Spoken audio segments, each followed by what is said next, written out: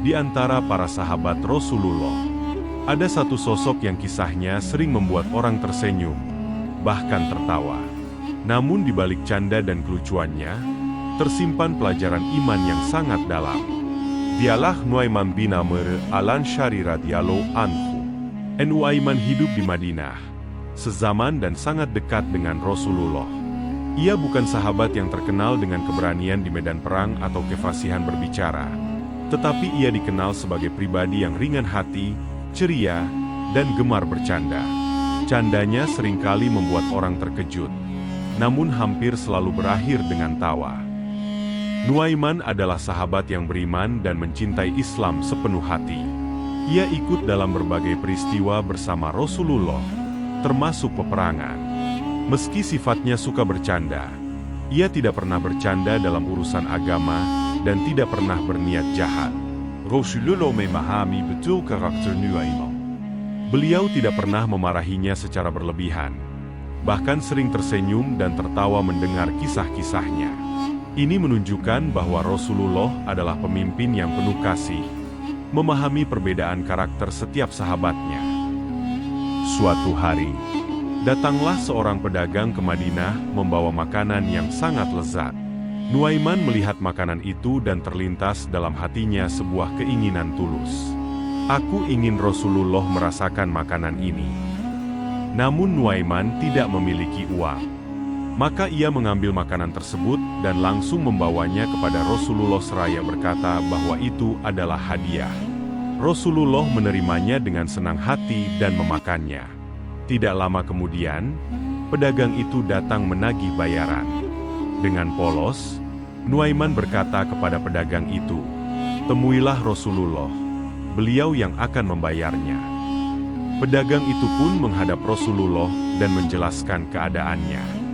Rasulullah tersenyum, lalu bertanya kepada Nuaiman, "Wahai Nuaiman, apakah engkau membelinya?" Nuaiman menjawab, "Wahai Rasulullah, aku ingin engkau memakannya, tapi aku tidak punya uang."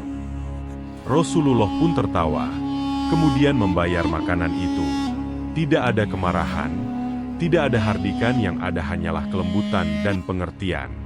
Dalam kisah lain, Nuaiman bepergian bersama sahabatnya bernama Suwaitib bin Harmalah, seorang sahabat yang terkenal sangat menyukai makanan.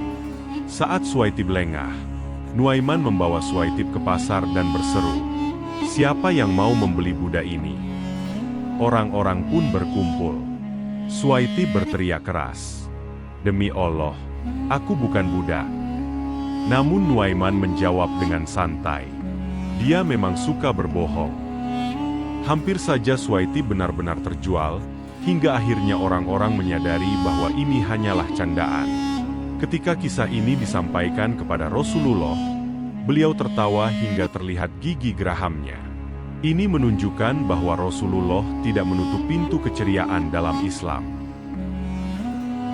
Nuaiman adalah manusia biasa. Ia pernah tergelincir dalam dosa.